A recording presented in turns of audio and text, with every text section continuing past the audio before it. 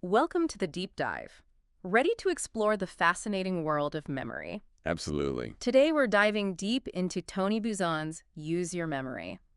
It's full of amazing insights and techniques for, well, using your memory. Yeah, We're not just going to learn about memory, though. right. By the end of this deep dive, you'll have some serious tools to boost your own memory power. I love that Buzan doesn't just bombard you with facts about the brain. He actually explains why certain memory techniques work Yeah, and how understanding our own thought processes can help us remember things better. so true. Okay, let's jump right in. Okay. One of the first things Buzan talks about is this incredible idea. Our brains can store way more information than we usually use. It's mind-blowing, really. He gives this example of people who were shown like 1,000 photographs. 1,000. And later, they could identify almost all of them. Wow. How is that even possible? It really shows you the hidden potential of our brains. Yeah. And what's interesting is Yeah. it suggests that forgetting might not be about actually losing information, but more about having trouble accessing it. So it's like a giant library. Exactly. The books are all still there, but you might need the right catalog system to find them. That's a great analogy. So are you saying we don't have bad memories, just maybe haven't learned how to properly tap into them? Exactly. And this is where another fascinating point comes in. Okay. Buzan highlights the work of Wilder Penfield, Okay. a neurosurgeon who found that stimulating certain brain areas could actually trigger vivid memories Really? that people thought they'd totally forgotten. You mean memories can be unlocked with a little electrical stimulation? That's wild. It is. And it gets even more interesting. Penfield's research implies that forgetting isn't necessarily about information being erased, Okay. but maybe those memories becoming inaccessible for some reason, Yeah. almost as if they're locked away, just waiting for the right key. My mind is officially blown. So if our brains have all this hidden potential, how do we actually tap into it? I mean, I can barely remember what I had for breakfast. Right. Well, that's where understanding how memory actually works comes in. For a long time, people had a pretty basic view of memory. Okay. Like, the ancient Greeks saw it as a sort of wax tablet. Oh, like you press a coin into wax and it leaves a mark. Precisely. That kind of makes sense, but it all seems a bit too simple, doesn't it? It is. And over time, that wax tablet idea evolved into more complex models. Okay. One big shift was this thing called the duplex theory, Hmm. which distinguishes between short-term and long-term memory. So instead of one wax tablet, we have different systems for storing information. Yes, like having two filing cabinets. Oh, I like that. Short-term memory is your inbox. It holds things briefly, Okay. but it have limited space. Right. Long-term memory is a massive archive. Got it. Information can be stored indefinitely, Wow. but it needs a more intentional process to get it in and out. Okay, that makes sense. But Okay. why is this shift in thinking about memory so important? Because it changes how we approach improving our memory. With the wax tablet model, the focus was just on imprinting stuff onto that one surface. I see. But the duplex theory says, hold on, memory is not just about passively receiving information. Okay. It's an active process involving encoding, Encoded. storing and retrieving information. Yeah. Different strategies for each stage. So it's about working smarter, not harder, by understanding how our brains actually work. You got it. Hmm. And this brings us to one of Buzan's most fascinating ideas, the holographic theory of memory. Okay, this sounds cool. This theory, drawing from holographic photography, Oh. proposes that each brain cell could actually hold a mini record of an entire experience. Wait, are you saying that every tiny cell in my brain has, like, a copy of my entire childhood summer vacation? That's the idea. That is wild. It sounds crazy, but think about those sudden, vivid memories triggered by a smell or a song. Oh, yeah. It's as if those sensory cues activate this whole network of interconnected memories. So it's less like storing files on a computer Right. and more like creating a web of associations and experiences? Precisely. And that takes us to what Buzan calls the cornerstone of memory techniques, Okay, I'm listening. the power of association. He stresses that memory is not about rote repetition. Right. It's about creating meaningful connections Mm. between pieces of information. I'm starting to see the bigger picture here. Instead of cramming facts, I should be focusing on making links between them. Exactly. The more connections, the stronger and easier to access those memories become. And here's where it gets even more interesting. Go on. Buzan says our right brain, the side linked to imagination, creativity, and emotions, plays a huge role in making memories stick. Hold on. You're saying imagination can actually help me remember things better? I always thought logic and reason were the keys to good memory. It might seem that way, but think about it. Okay. What's more memorable? A list of dry facts or a vivid story full of imagery and emotions? Well, the story, for sure. Exactly. Our brains are wired to remember things that are meaningful, engaging, and emotionally resonant. Okay, that makes a lot of sense. So are you saying we should be using our creativity, even a little absurdity, in our memory techniques? Absolutely. Really? Buzan gives this great example with what he calls the link system. Imagine you need to remember a shopping list. Okay, I do that all the time. Instead of just repeating the items, you create a bizarre story linking each item to the next. Give me an example. Okay, say your list is milk, eggs, and bread. Milk, eggs, bread. You could imagine a carton of milk cracking open to reveal a dozen baby chicks. Okay, that's cute. And then those chicks use their eggshells to build a giant loaf of bread. That's hilarious, and I can totally picture it. You see? But is it really that simple? Just make up a silly story and I'll remember my shopping list? It might sound too good to be true, but there's a lot of science behind it. By using our imaginations, Okay. we're activating our right brains and creating stronger neural pathways. Interesting. Plus, the humor and absurdity make the information more memorable. I get it. We're not just remembering a list. We're creating a mini-movie in our minds. No wonder it works. Precisely. And the best part is, the link system can be used for all sorts of things. Like what? Remembering speeches, learning new languages.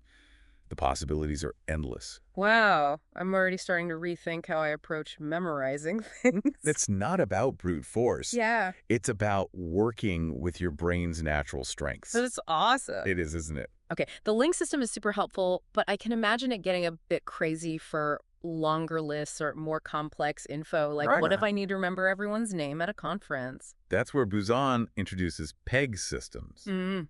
Think of them like mental filing cabinets with preset hooks to hang information on. So instead of creating a whole new link system story every time, I have these ready-made slots in my mind. Exactly. One popular one is the number rhyme system. Okay. You associate each number, 1 to 10, with a rhyming word. Yeah.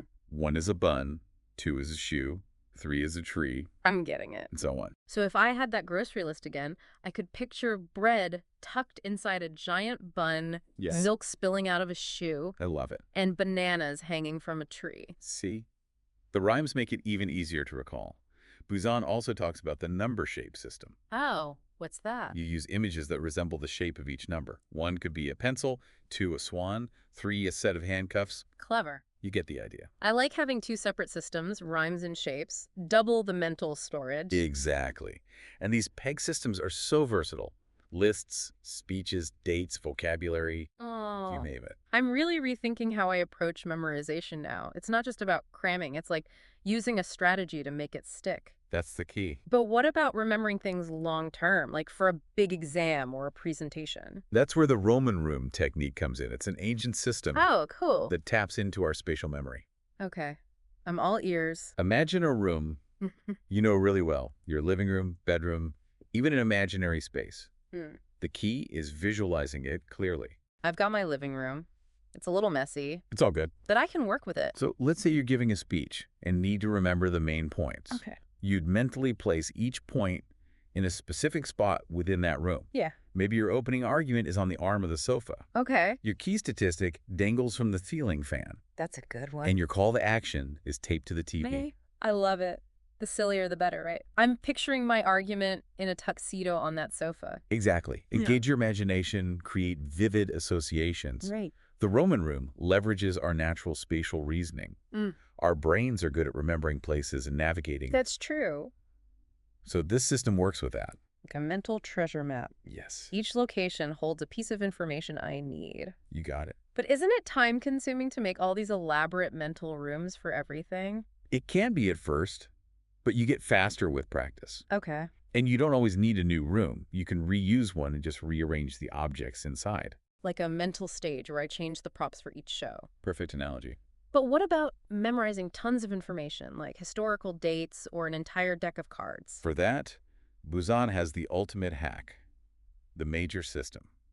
Okay, tell me more. It's a little complex, but once you learn it, it's super powerful. All right, what's so major about it? The major system converts numbers into sounds, Sounds. then into words and images. It's like a code. Oh, yeah. to memorize huge amounts of info by linking it to visual cues. So instead of abstract numbers, we create concrete images that are easier to remember. Exactly. It takes some effort to learn, but the possibilities are endless once you do. Wow, I'm learning there's a whole other level to memory I never knew about. Okay, back to reality for a sec. I'm good with trivia, Right. but terrible with names and faces. Common problem. Yeah. Buzan has a two-part solution.